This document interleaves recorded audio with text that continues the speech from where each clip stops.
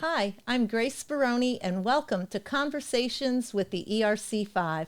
I am delighted to have with us today attorney Seth Stratton from Fitzgerald Law. Seth, welcome to the program. Thank you very much, Grace. We are so excited to have you here with us. How about if we start off with you telling us a little bit about Fitzgerald Law and then about your areas of focus? Sure. So Fitzgerald Law is a regional business services firm. Our main office is in East Longmeadow. We have offices in Springfield as well as Hartford and Worcester. We have 9 lawyers, and we primarily serve small and medium-sized regional businesses, their owners, and their families.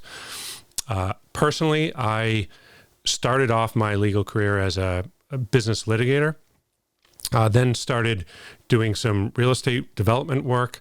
I took a hiatus where I went into the corporate world and worked, as many people are familiar with the MGM Springfield project. I was the second employee there and was the general counsel for MGM Springfield for 6.5 years. And then I decided to come back to Fitzgerald Law, which is the firm I was with prior to MGM, to take the helm and start practicing law again and also help run our business. So that's in a nutshell, that's my path, and that's what our firm does. Okay. Well, I saw some of that online, and I kind of zoned in a little bit on the real estate development. Sure. In part because recently I had the opportunity to go to the Ludlow Mills and visit the Ludlow Mills. Sure. And I live in Ludlow, so, run by there, you name it, and we've seen the progress and everything. But then to get a tour behind the scenes, if you will, was like, wow. And then when I was reading your bio, I was like, oh my gosh, so Seth is like involved in all of this. Yeah. It like the magnitude of it, all of a sudden, was just going through my head. And you have to guide the developers. Sure.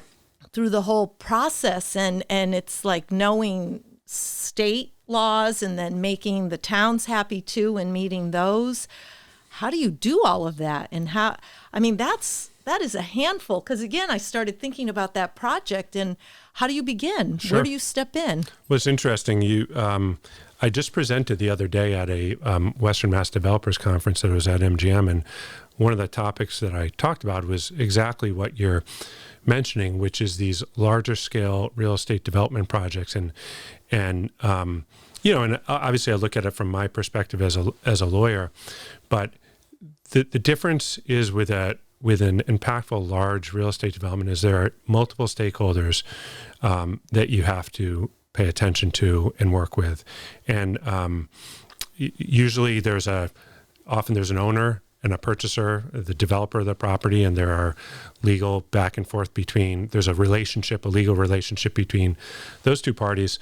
But then a lot of the work comes at the local zoning and permitting level, where you have to work with local regulatory bodies and get your permitting done. And you really have to view the municipality as a partner to get a large-scale development done. And there are a number of stakeholders within the municipalities that you'd have to work with, but there are also community stakeholders. And so when we work on a large-scale development project, we focus on the actual kind of legal stakeholders, the municipal stakeholders, and the community stakeholders, because you often need support from neighborhood groups, local philanthropic organizations, and the more support you have and the more you educate folks around the positives of the development, some of the questions around what the impacts of the development will be, the more people you talk to early on, the better. And I'm happy to I'll let you follow up, but one of the projects that more recently was an issue with, and we took that approach, was our firm represents the developer of the Eastfield Mall Yes. project, and we've been working on that project. Obviously, the MGM project was the largest in the development in the history of Western Massachusetts, so we had multiple stakeholders to deal with on that project. But we took some of the lessons learned from the MGM development and really applied those early on what it will be a large project, an exciting real estate development project for Western Massachusetts on Boston Road in Springfield. Can you share more with us? No. I cannot, but I do. I am fortunate in that I've gotten to see some of the tenants who are lining up, and it's going to be exciting for. Wow. Yeah, it'll be exciting for the city. It'll be some brands and retailers that you presently don't see in Springfield, Wow. as well as a few restaurateurs. So that'll be it's. Looking forward to it. Yeah. I think that'll be great for Boston Road, for Absolutely. Wilbraham, for the entire area. Yeah. And That's it's a $80 to $90 million project. As far as development projects in Western Mass go, that's up there. That's definitely on the top 5 list for Western Mass. So it's exciting. So of course you're an attorney, because I was going to say you must be an amazing mediator, because you've got to mediate with all of these people, the shareholders, the city, and just kind of keep it all together. Yeah, well, it's funny when you asked about my career. I started as a litigator, and I still am a litigator.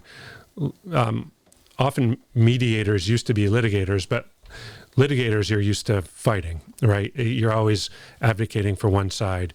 In real estate development, you're right. I've got to take my litigator hat off and be more of a convener and find solutions and bring people together versus always advocating for one side and trying to win. Because if you do that in the real estate development context, it's really not going to be effective. Yeah, that must be a whole lot of work. I applaud you.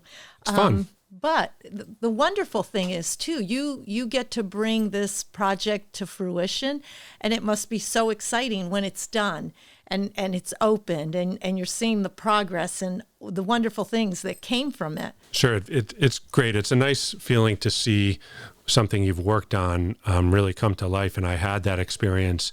The same conference that I mentioned earlier that I spoke at happened to be at MGM, and I was on the panel, and I was sitting in the conference room on the second floor of MGM, which is beautiful, by the way.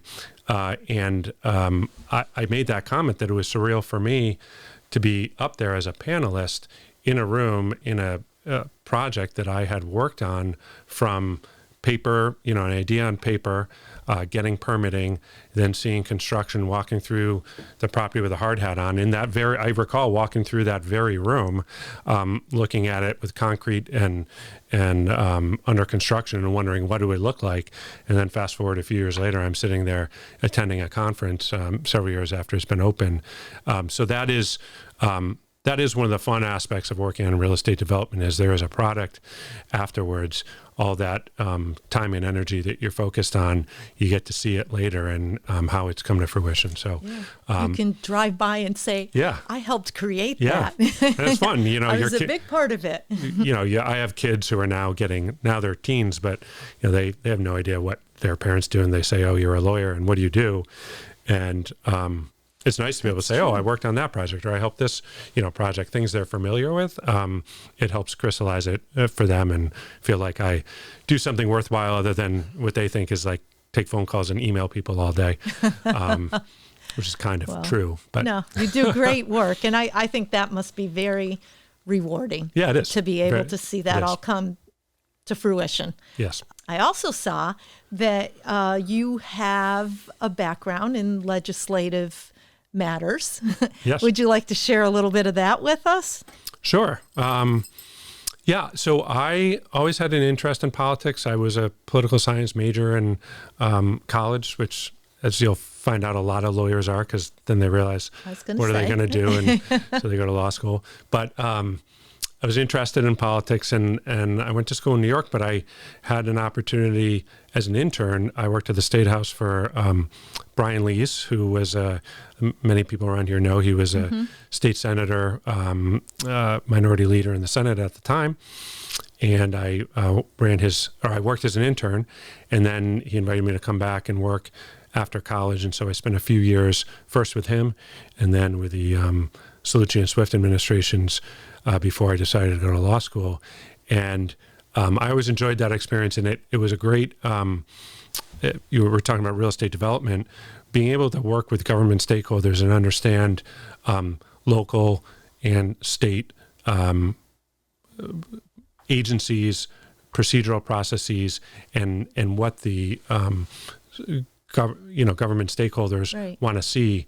That is, it's a good experience to have. I was going to say that must help you out tremendously in the process. In understanding their perspective and their interests in it happens in a large scale development project. It happened with the Eastville Mall project. There were a number of elected officials who were interested in and concerned about what was going on there, because a lot of small local businesses had become tenants there, and making sure that those folks were going to be treated fairly and have some assistance with making sure there was a path to relocate without their businesses being interrupted was something that we flagged for our client very early on, that they should get ahead of that issue. We did. They did a great job doing it. You did a great job. I have to report that I think, you worked with the EDC? Yes. Yep. I know they were involved in some of that, and the mall barbers who are members of the ERC5, very excited that, they had been in the mall for some 50 years. Ciro opened up his shop there. Maria worked there, bought the shop, and now have found a place. Yeah, it's exciting to hear those stories. On Boston Road. And I know the day we had that grand opening, there were one or two others who had relocated. So that that is very impressive, that you helped everyone find a new location. It wasn't just, we're coming in, we're done, see ya. You actually did help these businesses that were displaced find a new location to continue. Right. And as you know, in Western Mass, there are a number of organizations like that. It's a tightly knit community like the EDC. And when you have the benefit, we think, of hiring a firm like ours who has local roots, when you come as an out-of-town developer, we can advise you to say, look, you've got to get ahead of these issues. And by the way, why don't you talk to the EDC, because they've got some great relationships. I'm sure if we make the introduction, be happy to help. And it turns out they were. And so it'd be harder to build those relationships and bring those stakeholders in to ensure the success of a project if you're not familiar with them. And so that's often something that we can help bring to the table and enjoy convening folks to help everyone pull in the same direction. Well, see, it's very rewarding work that you're doing. So for our viewers who may be sitting on a lot of land and are thinking of developing it, or are looking for legal counsel, what is the best way for them to reach you or any of the attorneys at Fitzgerald Law? Sure. Our website is Fitzgerald PC. We have our contact information on there. Often a phone call is the best first step, because like everyone else, we're buried in emails. We love partnering with folks who are looking to unlock the value of their property, have issues they're already developing, they're running into issues. One of the things, I'm talking about all the positive fun stuff, but one of the things that often comes up, and this is how I got into real estate development, being a litigator, is there are often disputes. Real estate development, its name implies it's change. And some people like change and some people don't. And in real estate development, there are certain, when you're going for permitting, there are certain stakeholders, local residents and neighbors, who under the law have a right to be informed and have standing to raise issues. And some of them do have legitimate concerns, and sometimes those concerns give rise to disputes. And that's a lot of what lawyers often do in real estate development too, is deal with the disputes that inevitably arise. In the larger and more impactful a development is, the more likelihood that there can be some issues. And that's when you come in. Yeah, another fun project that I'm fortunate to get to see frequently and sit inside that I had a hand in was we were counsel to Great Horse, and we worked on the development of Great Horse. And there were some inevitably with a project of that size, there were some, especially in a small community, there were some residents and neighbors who were concerned with it, and and that was my introduction to working on that project, was dealing with a lawsuit with the neighbors, and so we were able to put that behind us, and it's a beautiful property and a beautiful project, and it is indeed. I think a lot of the residents are, and hopefully some of the ones who didn't like the idea of it at the time are happy pleased with driving by it, or attending weddings. It's beautiful. It's a beautiful project. It turned out very nice. And thank you for turning these areas in our community into beautiful community landmarks that just continue on. That's what we want. We want thriving businesses, and you help that happen, because nobody wants to see empty spots and buildings that have gone aside and no one's caring for them. And you bring people together to turn it into something that gives back to the community with jobs and so much more. So thank you for that. You're welcome. Thank you for joining us today. It was a pleasure having you with us. Thank you very much. Seth. Yeah, you're welcome. And thank you to our viewers. Appreciate you joining us today. And if you would like to be the next guest, please go to our website, ERC5.com, and you can sign up there. Thank you.